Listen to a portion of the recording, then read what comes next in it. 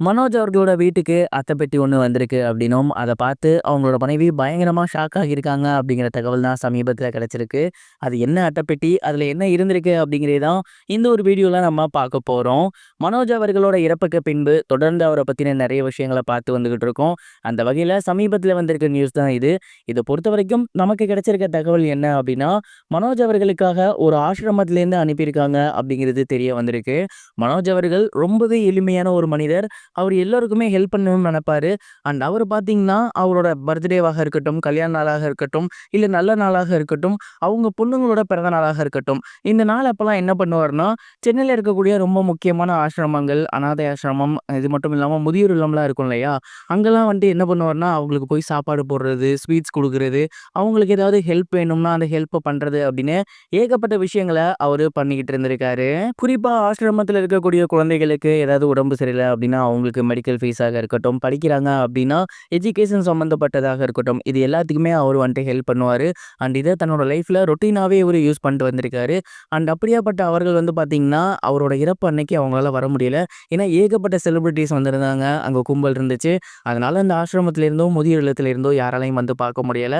So அவங்க என்ன பண்ணியிருக்காங்க அப்படின்னா, மனோஜ் அவர்களோட ஃபோட்டோ ஒண்ண ஃப்ரேம் பண்ணியிருக்காங்க. அண்ட் அந்த ஒரு ஃபோட்டோலே அவர எவ்வளோ மிஸ் பண்றாங்க, அவரோட தோற்றம், மறைவு இது மட்டும் இல்லாம அவருக்கு வந்துட்டு பெருமை சேர்க்கிற விதமா ஒரு சில விஷயங்கள், வாக்கியங்கள் இதெல்லாம் போட்டு ஃப்ரேம் ஒண்ணு பண்ணி மனோஜ் அவர்களோட வீட்டுக்கு கொண்டு போய் குடுத்துருக்காங்க.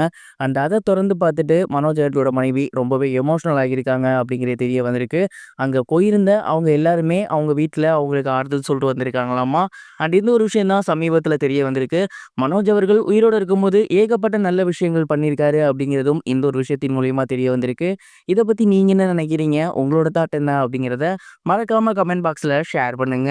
இது ஒரு புறம் இருக்க Bigg Boss Soundarya cook with கோமாளியோட அடுத்த சீசன்ல வரப்போறாங்க அப்படிங்கிற டாக்ஸ் தான் இப்போ சோசியல் மீடியால ரொம்பவே வைரலா போய்கிட்டு இருக்கு. பிக் பாஸ் நிகழ்ச்சியின் மூலியமா ரசிகர்கள் மத்தியில மிகப்பெரிய வரவேற்பு பெற்றவங்க தான் சௌந்தர்யா. அவங்களோட அந்த கரகரப்பான குரல் வந்து அவங்களுக்கு மைனஸ்ன்னு நினைச்சாங்க. ஆனா பிக் பாஸ் வந்து இப்போ அதுவே அவங்களுக்கு மிகப்பெரிய ஒரு பிளஸ்ஸா மாறி இருக்கு. அடுத்து படங்கள்ல இல்ல சீரியல்ல வருவாங்கன்னு எல்லாருமே எதிர்பார்த்துட்டு இருந்த நிலையில மிகப்பெரிய அளவுல அவங்க ப்ராஜெக்ட்ஸ் கமிட் ஆகல. இந்த ஒரு நிலையில விஜய் டிவியோட ரொம்பவே இம்பார்ட்டன்டான ஷோவான குக் வித் கோமாளியோட அடுத்த சீசன்ல சௌந்தர்யா கலந்துக்க போறாங்களாமா.